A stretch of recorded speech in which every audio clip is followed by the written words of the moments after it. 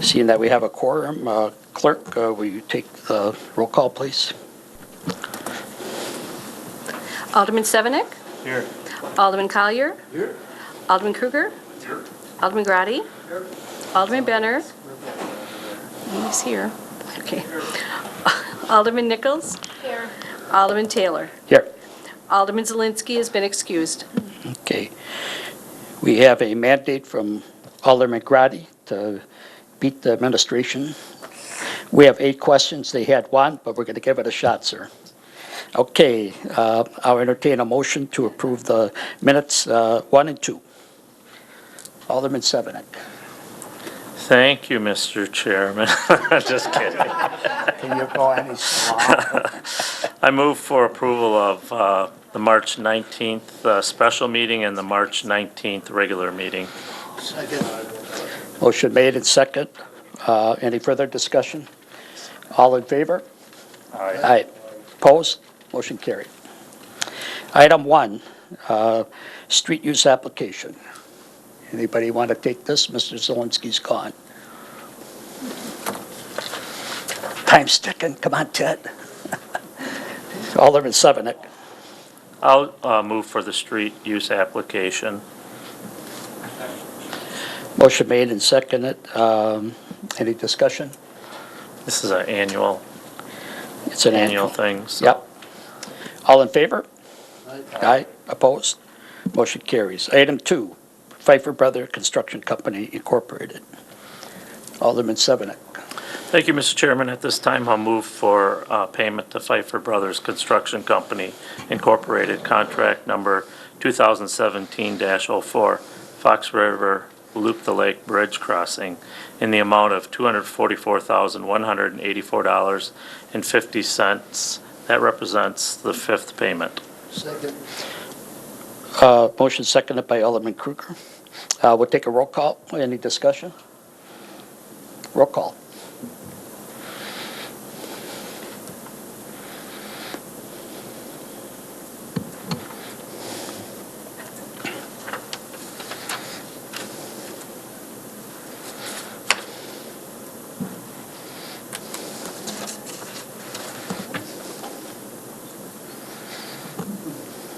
Motion carried on roll call, 7-0.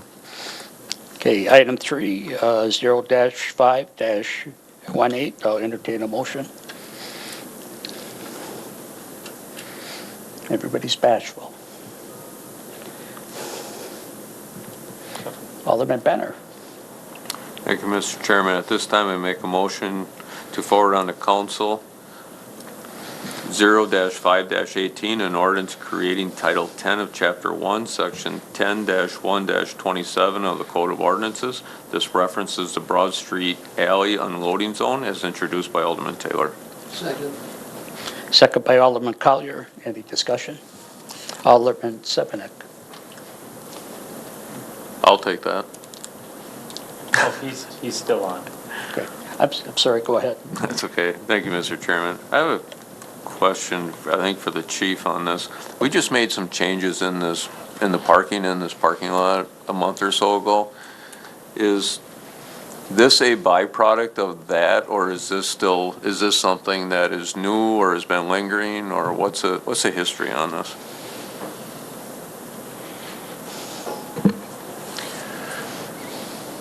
So what you dealt with the last time was just merely the Board of Public Work approving where the overnight parking permits would be allowed in the parking lot. The bump out areas that are in the Broad Street alleyway are technically in the parcel of the parking lot, and they aren't actually on the parcels of the alleyway. So when it was reconstructed, so probably, I don't know, this is the 4th time the Broad Street lot was probably reconstructed since I've been here in 20-some years. And rightfully so, we need the bump outs for people to be able to put property in and out when they're getting deliveries done. However, we started running into the issues where some people were using those for long-term parking. And we sat down with the business owners of Main Street, and they indicated that they were in favor of continuing to, or enforcing them as being actual loading and unloading zones. So it's kind of residual of, I guess, everything that's gone on there, but it's, I think, always been the intent that there were supposed to be unloading zones. but we just didn't have anything to actually enforce it. I assume that, and I remember vaguely with the latest change that we made on that parking, and I had concerns of employee parking, things like that, that could get to be kind of problematic for how far away they're gonna have to park and things like that, and that they would start getting more creative about where they're going to be parking. And I was just curious if this instance kind of got exacerbated by that change that we made. Not with the permits so much. No, this has probably been something that's going on for the last 6 months or so. And because we have such a few amount of permits, we're averaging, I think, 7, 8 permits that are being purchased a month. And the permits are usually being purchased by the residents that live in some of the apartments above the businesses. So they've just literally moved from the few that would park on the west side of the lot, everyone to the east side of the lot. And it's actually made it easier for the snow crews to get in there and clean out that whole west side, which is used a little bit more often by some of the businesses on that side of Main Street. But you said this just became an issue in the last 6 or 7 months, something like that? Yeah, I would say so because fortunately of the success of the businesses down there. And Oh, as so you're it's getting more just traffic additional down there. parking, just more, there's more people parking and it's becoming more of an issue because of that? Correct, and as you're getting more deliveries, because the businesses are doing well, they Sure. need more things down there. The reconstruction of the brew pub down there has brought in a lot of construction workers, so that kind of was taking out some of the bump ups. One day I was back there's so many cars, I ended up helping the lumber guy take some 2x4s off his truck to get his truck out of there. So it's a neat problem to have, but It it is. makes sense to move along with it. Yeah, okay, thank you. You bet. Also, too, what we discovered is that after the ramp went up, the signs, the loading zone parking signs didn't go back up. So these loading zones, these bump outs weren't properly identified. And now, since the signs have gone up the last 3 weeks or so, it's been really well. So people, I think, in the past didn't know that that's what it was for. Now it's identified. Alderman Sevenik. I'm totally disagreeing with that. Alderman Sevenik. I totally disagree with that. I don't disagree with the intent. The good thing is there's more business down there, and that's why it's become an issue. But after redesigning that parking lot 4 times, trust me, I went through all 4 of them, okay? And the purpose for these bump outs was for loading and unloading, but also for temporary parking. So in other words, if I wanted to pull in there, run in, grab something quick and roll out, that's what it was for. I think because of the parking ramp, it has created a problem more now, and that we do have more business down there. You're gonna get a truck can't go into that bump out, and he takes up the alley, and he stays there, maybe temporarily, but that means now cars can't get through down to either Doris's or someone else's place. So I understand that problem. But I want it to be understood that there were no signs there before, that it was only for unloading, and it was always allowed for quick in and out. And I used it a lot myself, so, but I'm a moving business and usually I'm down there on business anyways, or I would use that in court as my excuse, so, but anyways. I think it's a good ordinance, because of what's happening. I think the parking ramp has created part of this as a problem, and parking is a minimum, and I really think that, it's gonna hurt some of the businesses actually, because now there's fewer places where you can just quickly park and then go in and then get out. So I'll support this, but just so everyone understands, it was a temporary parking area, but mainly for loading and unloading. I thought so too, but, and then there were signs put up now, the loading zone, and I thought, well, how could those signs be put up without council action? And those signs were already made, they were at the city garage, and the mayor had them put back up where they belong, so the signs were there in the past, and we didn't have to make new signs, so that's why they were put up without council action, because the council already approved those signs for that area. Alderman Sevenik. I'll have to disagree with you. Show me the ordinance then. That's why you got one before you. So if I would have parked there and the chief wanted to give me a ticket, you couldn't really enforce it in court because there was no ordinance restricting me from parking there. All I'm saying is the signs were there before, so I don't know if they enforced it or not, but we didn't have to make new signs up. They were already at the garage because they were taken down. Okay, to meet Alderman Gradi's initiative here, we got 8 minutes here. We got 3 done. Okay, so we got to have a roll call on this? Or no, we don't. Just take a voice vote. All in favor? Aye. Opposed? Motion carries. Item 4, R1018. I'll entertain a motion for that. Tick, tick, tick, tick. Alderman Benner. Thank you, Mr. Chairman. At this time, I make a motion to forward on to council Resolution R-10-18, a memorandum of agreement for the Racine Road roundabout lighting installation and maintenance costs between the city of Menasha and the village of Foss Crossing, as introduced by Alderman Taylor. Motion by Alderman Benner, second by Alderman Collier. Any discussion? Alderman Kruger. Thank you, Chairman. Just sort of a curiosity, does this also include snow plowing and regular day-to-day, or are we strictly talking landscaping, lighting, and stuff like that? This is strictly, there were 10 lights that were put up as part of the Racine Street, or 10 light heads that were put up as part of the Racine Street roundabout project from WISDOT.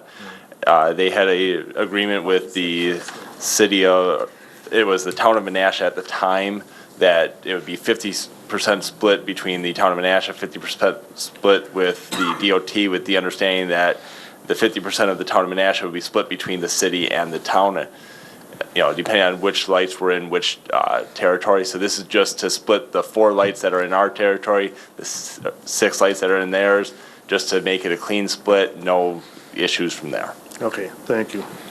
Okay. Is it Racine or Racine? He says it with the Milwaukee Racing. accent. All those in favor? Aye. Aye. Opposed? Motion carries.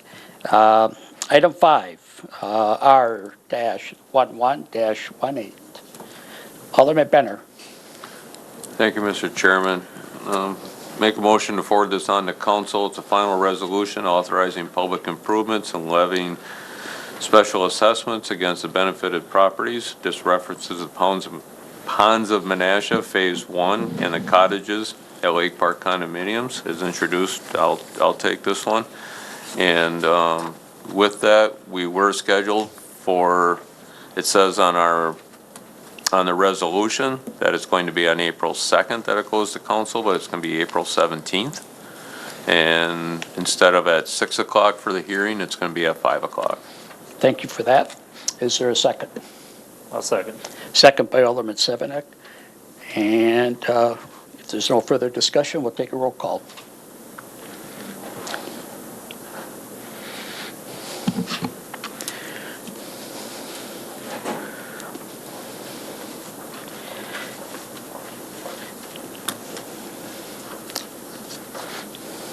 Motion carried on roll call, 7-0.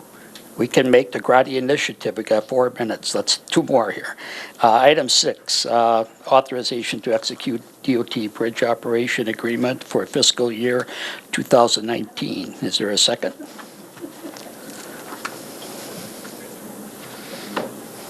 I made the motion, yeah. Is there a second? Second. Second by Alderman Sevenek. Any discussion? Alderman Benner. Thank you, Mr. Chairman. Can somebody tell me how much this was last year? It was also for $136,000. It's been that way for a couple of years now. Budget-wise, we're anticipating spending about $88,795 on this for 2018. We're only reimbursed for the costs that we incur. The 136 is just a little bit extra just in case. Yeah, okay. And it's for 2 bridges, right? Yes. Yeah, all right, thank you. Alderman Kruger. Thank you.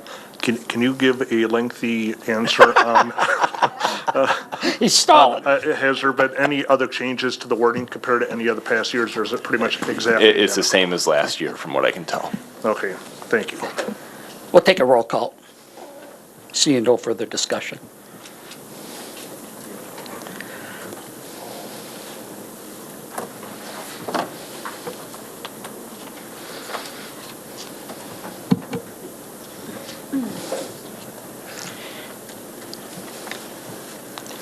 Motion carried on roll call 7-0.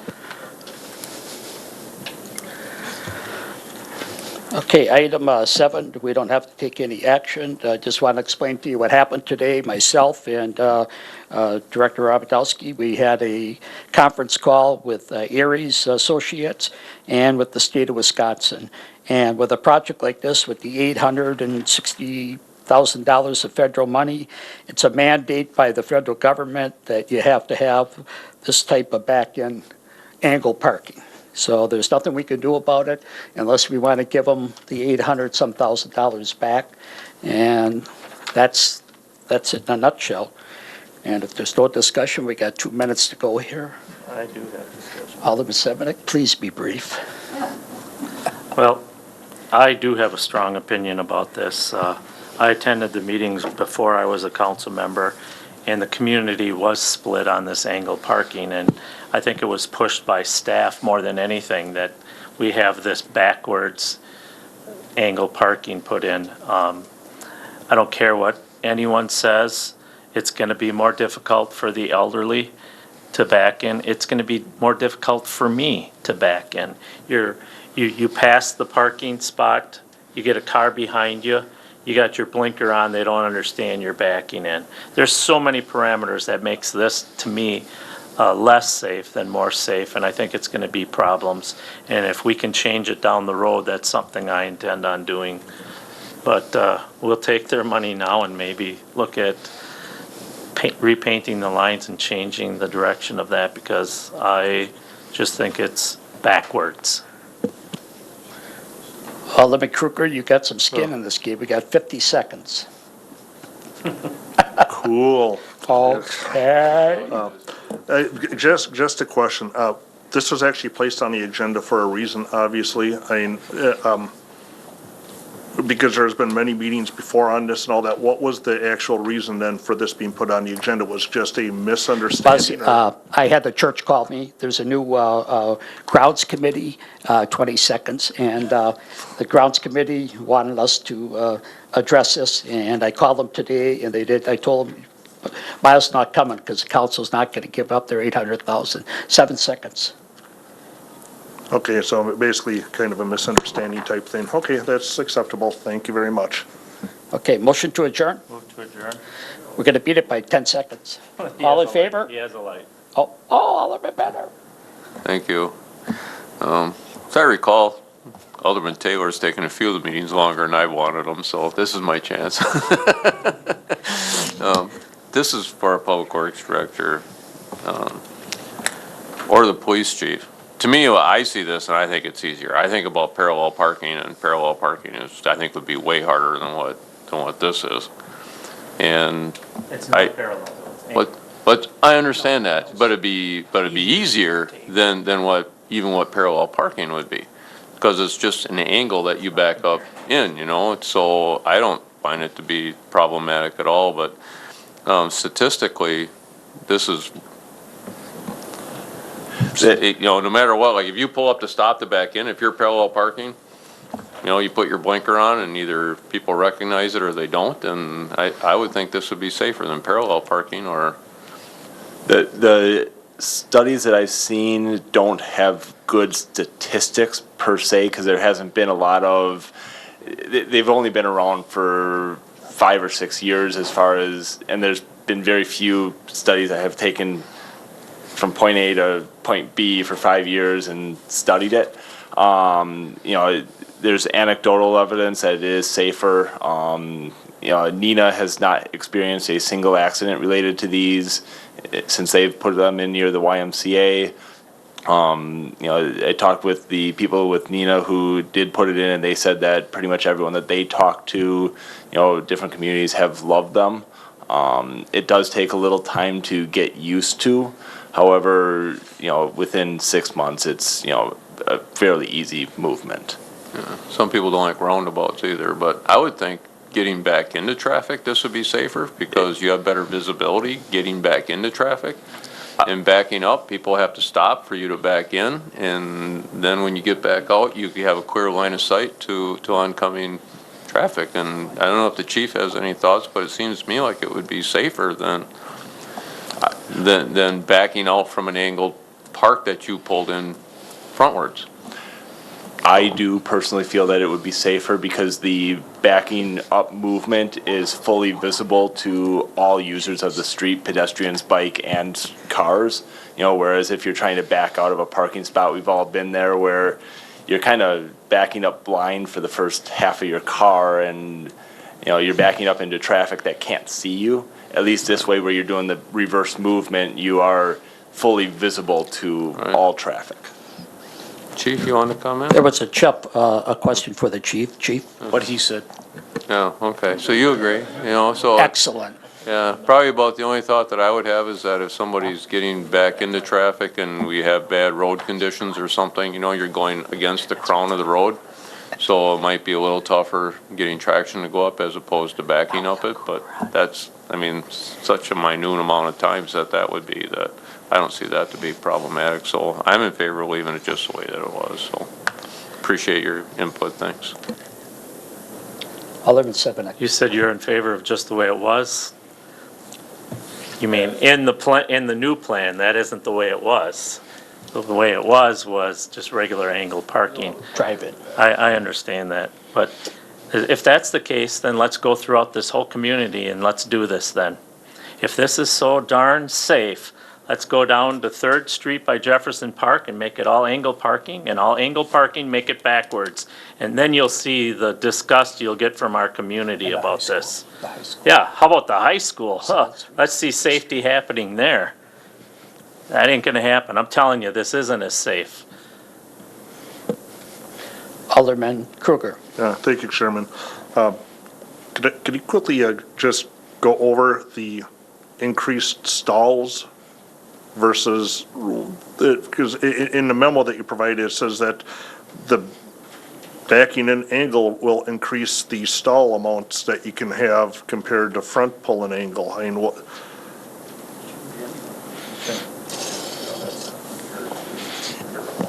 Well, that's compared to parallel? Okay, I'm misreading that then. Okay. Yeah, it's compared to parallel, not compared to front and angle. I think those would be very similar. Okay, great, thank you. That added on a couple more seconds, thank you. Okay, we can get John home before the snowstorm, and we would have made it, except for, but we had 7 items, and they had 1 item, so. Alderman Collier. I attended Nina Menasha Y, and there was a lot of arguments about this when it first came in, and Nina had a hard time with it. And I do see the safety plus because of when kids get dropped off on buses, it's easier for you to notice them coming off a bus and stuff facing them than trying to back up and look at 3 mirrors. I think in the long run, everybody will adapt, and it'll be a better situation for us. Thank you. I'll say I agree with Alderman Sebenek wholeheartedly. And Alderman, Change the high school park and Nichols. see what happens. Thank you. Since everyone else contributed to the conversation, I just thought I'd turn on my mic to make the meeting a little longer. excellent. Okay, motion to adjourn. Second, motion made and second. All those in favor? Aye. Aye. Wait for it. We are adjourned. Thank you. Broadcasts of the City of Menasha Administration Committee, Board of Public Works, and Common Council meetings are produced by University Studios of the University of Wisconsin-Fox Valley.